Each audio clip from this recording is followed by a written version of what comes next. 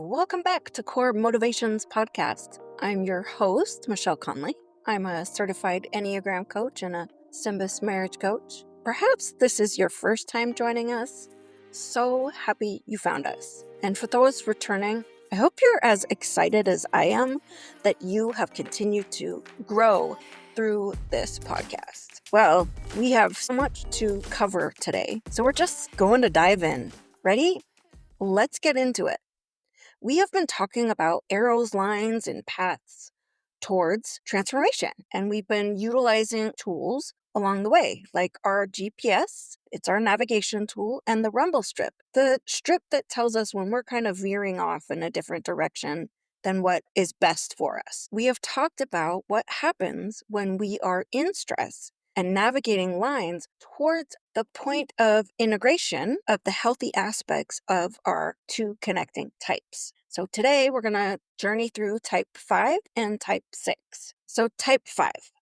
Here's some interesting things to know about fives as we navigate their arrows, lines, and paths. Sometimes they're known as the detached intellectual, meaning Enneagram 5s, our investigators, are considered relatively rare, estimated at roughly 5 to 10% of the population, primarily because their core personality traits contradict societal demands, constant action, emotional availability. As introverted, independent thinkers, they naturally prioritize privacy, detachment, and energy conservation, often withdrawing from a fast paced world to build knowledge. They are in the head triad. Their emotional struggle is with anxiety, and their common desire is security. And remember, we talked about the triads in previous episodes, so go check that out. This, of course, comes from them operating most out of their thoughts. So, some interesting statistics about them. Due to them being a part of the head triad, it reveals how the world works to them by unveiling the mystery of others, but not their own mystery. So they are 90% innovative. They are genuinely curious and willing to learn new skills. They're 30% social and need alone time and definitely keep their circle very small. And they're 65% observant. They enjoy observing others. The anxiety comes from this place of believing that they do not know enough to go out and operate in the world. So that's why they're more observing from a distance. Hence their desire for security, knowledge, and understanding. And of course, that equals alone time. I find fives to be so fascinating, especially since they are not a common type. Now, I can't remember which episode it was because we've done a lot, but we did do a typing session with a type 5. So go back and look for that episode and give it a listen. Okay, one last thing to remember as we learn about fives, paths, and their connecting types is it's important to look at their core motivation. It kind of gives us that foundation of where they're coming from. So, five's core fear is being annihilated, invaded, and not existing, and being thought as incapable. Their desire is being knowledgeable, capable, and competent. Their weakness is called avars, which means that they feel they lack this inner resource and that too much interaction with others will lead to this catastrophic depletion. And their core longing is that their needs are not a problem. That seems pretty straightforward, right? Well, let me sum it up. Fives. They are fearful that they are not capable, but that is also their desire to be thought as capable, but that is also their weakness, which is this lack or ability of resources, fearing that the interaction of others will make this reality. Ultimately, they long to hear that they matter. I'm with a type 5. I want to hear that I matter. And if you take a look at all the types, that is something that we all have in common. We want to know that our presence is important, that what we bring to the table as an individual person, that we matter. Do you feel the same way, maybe? Well, shall we get into their Enneagram paths? let's do stress path. And a refresher for the old memory, this is the way a person thinks, feels, and behaves under stress. So type 5's connectors are 7 and 8. So first we're going to talk about what happens to a 5 under stress. They move from an average to unhealthy 7, meaning they are operating out of a scattered mind. They are unable to focus on their usual deep studies. They start having impulsive behavior, meaning that they're acting without the usual careful planning. They feel restlessness, this feeling of being irritated and dissatisfied with their own environment. And they are responding out of this defensiveness, where they become more argumentative and, ironically, more emotionally detached. Additionally, they can become talkative, restless, hyperactive, and take on too many new projects impulsively. They overbook their schedule with fascinating experiences and interests. Ultimately, they become impatient and erratic to learn everything at a feverish pace. That is a 5 moving towards a 7 and picking up those unhealthy traits of a 7. Okay, next, blind spot. This is the way you behave around those with whom you feel most secure. That means a 5 moves toward an average to an unhealthy type 8. Now, I just want to add, it is really important to understand the core of each Enneagram type, their core motivations. When I say a 5 moving towards the average of unhealthy type 8, the 8 has their challenges and struggles. And so when a 5 is not in a healthy place, they take on these unhealthy characteristics of type 8. So, what that will look like is that they will assert boundaries forcefully and confront anyone who displeases them. And they become feisty, provocative, argumentative, and even debate when facts are incorrect. As well, they arrogantly interject their thoughts and opinions. Now, I know it sounds pretty bad, but this again is the work that a 5 needs to work through.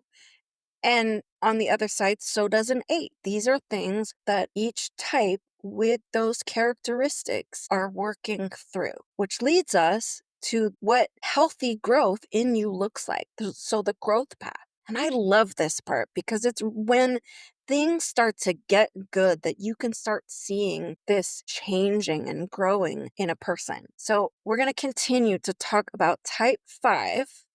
That is when they move towards the healthy side of 8. So they become more self confident, assertive, and decisive.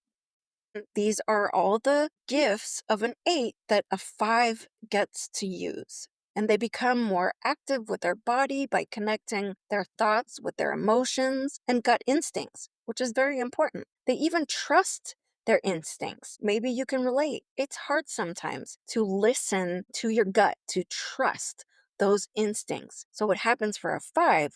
They start to trust their instincts, so they become bolder and quicker to take action. And then finally, the conversion path. This is where transformation takes place as 5 moves to the healthy side of 7. So they start to enjoy life and all its purpose and meaning. They participate in a more spontaneous, exciting, and full life with others. They are more aware and participate in physical activity, making it easy for energy to flow as they get to experience the lighter side of life.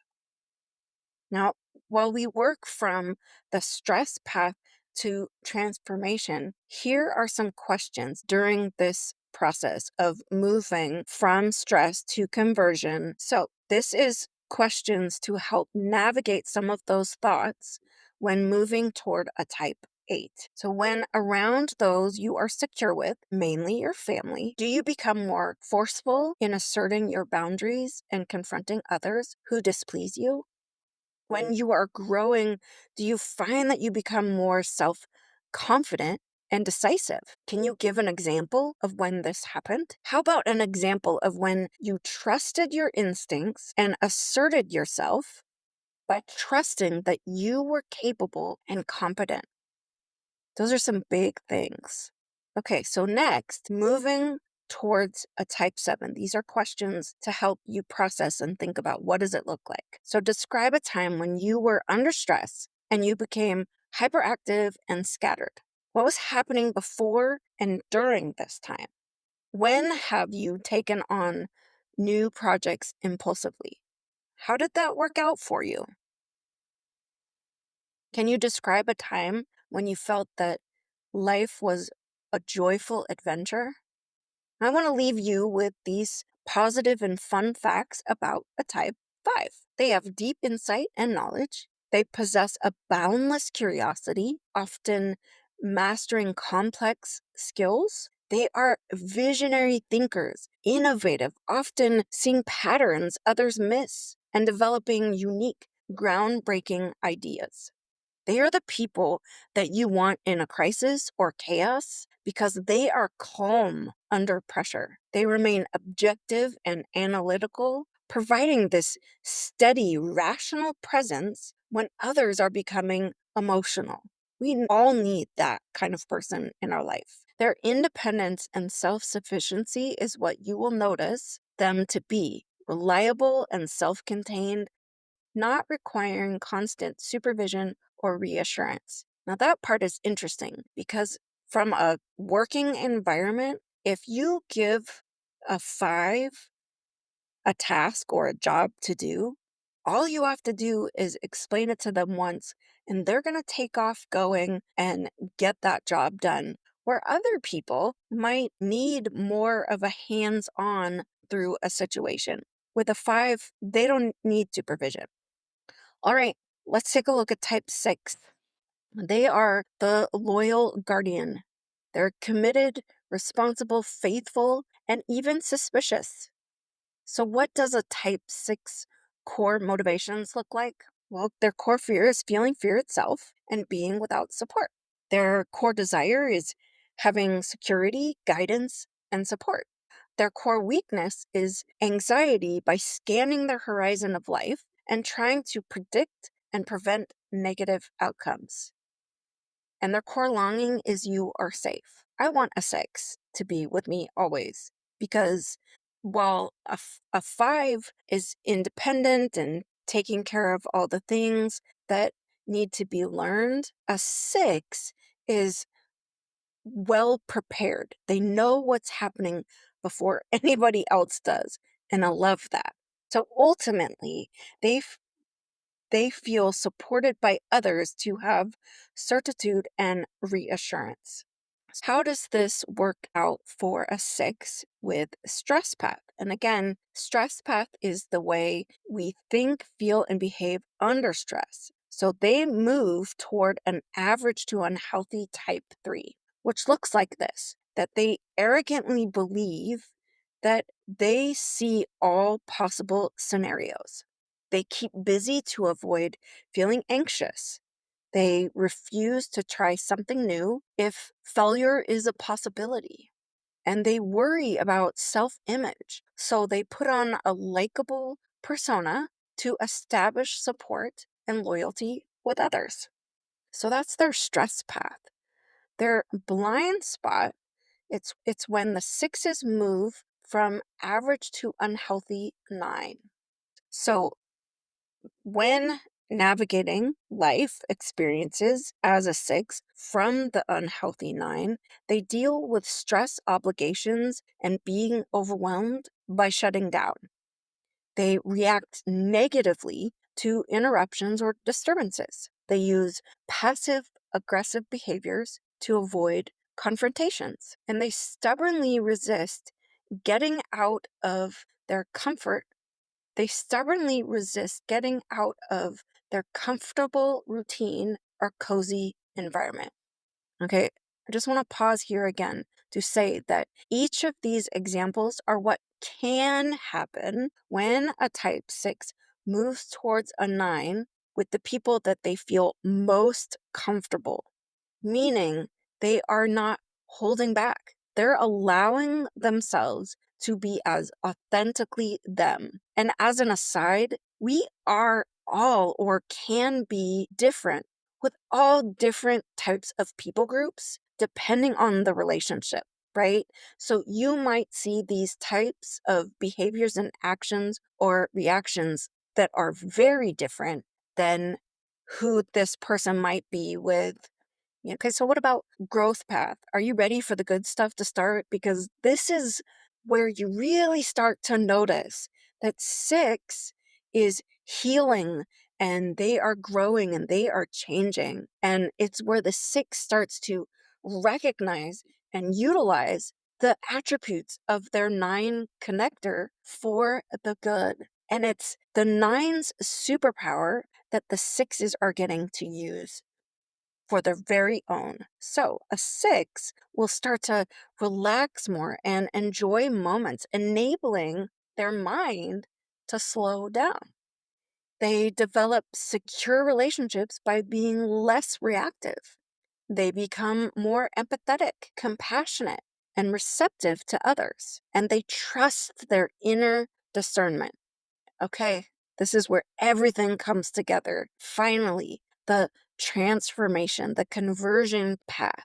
It's when sixes move towards the healthy three using the gifts, or like I like to say, superpowers of a healthy three. So a six then learns to directly respect and trust themselves. They move forward assertively, not allowing for their inner committee to sabotage their actions. They delight in accomplishments with confidence that they contribute to something great. You know that feels good. They act bravely and confidently for others. Now, just a quick little pause in our regular scheduled programming to define some words. So, just so we're clear about what's happening when we talk about compassion and empathy, as that was something that happens for a type 6, in general, as it is often done or used, these words, compassion, empathy, can be interchangeable. And the truth is, many of us struggle with really knowing which fits where. So, being a word sleuth, I had to look into it and share it with you. So, here you go. The difference between sympathy, empathy, and compassion. So, sympathy is the least specific of these terms, meaning it's signifying a general kinship with another's feelings, no matter what kind. A person can sympathize with another's situation, but their emotional involvement is usually not very intense. So you get or understand as best as you can what they're going through, but you personally have no frame of reference. So hence, you're being sympathetic. Empathy, on the other side, refers to a vicarious participation in that person's emotions, ideas, or opinions of another person, and the ability to imagine oneself in that condition or predicament of another. So, empathy is about putting yourself in the other guy's or gal's shoes. It's almost like you own those feelings, that it's actually you who is experiencing the situation or feeling. And then finally, compassion. It implies a deep sympathy troubles of another person coupled to a powerful urge to alleviate the pain or distress or to remove its source altogether. Fixing a problem another person has solely to make that other person's life easier and not out of any desire for personal gain. So, compassion is about removing the pain for that person by solving that problem, right? So, we have sympathy, where we feel bad, we have this general kinship, but you really have no personal frame of reference. Empathy is where you take it on yourself, and whatever that person is experiencing and happening, it's as if it's happening to you And compassion is, let me take that problem and move it out of the way and let's focus on something else. And now back to our scheduled program. So here's some questions to help navigate when you move toward your connecting type 3 and 9. So when a 6 moves towards a type 3, describe a time when you were under stress and you were competitive and arrogant. What was the situation and why were you triggered to respond this way? When have you become overwhelmed and avoid the feeling of anxiety by being busy? When have you chosen to be inner directed and trust yourself to make good decisions? How did that feel? Do you think that you can move in this direction more often? Hmm. And finally, moving toward a 9. So when a 6 moves towards a 9, here's those questions. When you're around those you are secure with, your family, do you shut down when you feel overwhelmed? Do you get irritated and would rather not be disturbed by those people or the surroundings? When you're growing, do you find that your mind calms, you have less anxiety, and you find that you can relax more? You find that you can enjoy the moment instead of always planning for the worst case scenario. Now, again, this is not exactly what it would be like for each person. So please listen with care and remember, some of this could be feeling strange because it is what is happening and you don't realize it. There, of course, is never any pressure for you to agree with everything we share here today or any day. But no, I will continue to challenge. I would ask that you would listen with an open heart and an open mind. It might give you the opportunity to see things and experiences and people and even yourself with fresh eyes. So perhaps it is also an opportunity to ask, what are some of the things I get and understand, and even go as far to say, yep, that's me. Okay, off the soapbox for now. A temporary improvised platform, originally a wooden shipping crate for soap, used by someone to stand on while making a public, often passionate or impromptu speech. You're welcome. Did you like the jokes from last week? Don't worry, I'm not going to tell any more jokes. What I do want to leave us with is some positive affirmations. I know that affirmations can be difficult to hear, and so pick one that resonates with you. Write it out. Put it somewhere that you can see it often during the day and start saying it to yourself. I write them on colored post-its and I place them on the mirror in the bathroom. So while I'm brushing my teeth or washing my hands, I say them. It's what works for me. Now, take note of how all of these start. They start with I love, I am, and I trust. If you're not able to write these down, don't worry, I will put them in the show notes. So here they are. I love and accept myself exactly as I am. I am strong, capable, and resilient. I am enough just as I am. I trust in my abilities to succeed. I am patient with myself as I grow and evolve. And here's the last one. I am worthy of love, happiness, and fulfillment. Those are all very difficult, not only to hear, but to actually own them, that it becomes how you see yourself.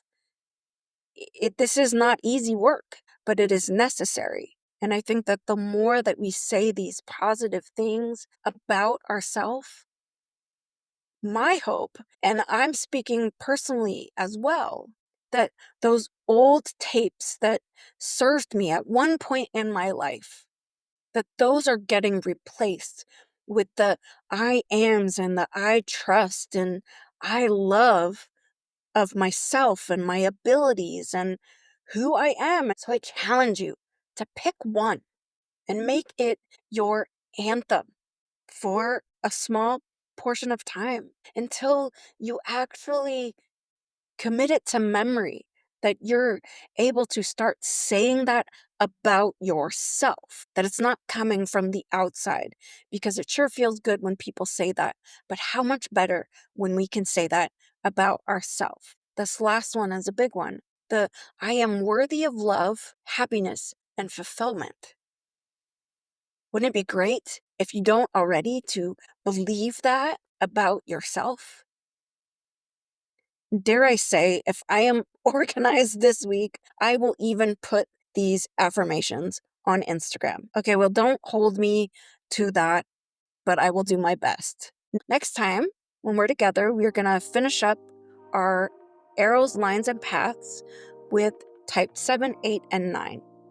And now, your favorite, the legal stuff. This podcast is for informational purposes only and does not constitute professional advice. This podcast is not a substitute for medical care.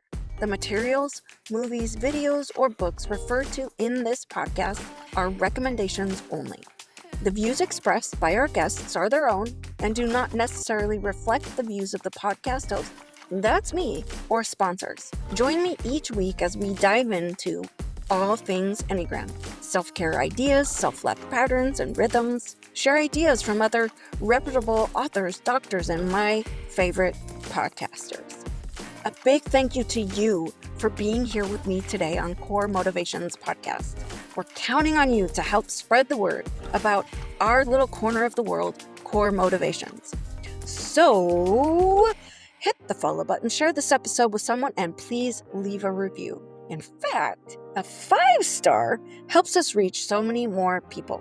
You can find me, Michelle, on Instagram at coremotivations_coach or through email, michelle@coremotivationscoach.com. So let me leave you with this. Until next time. And as always, I'm rooting for you.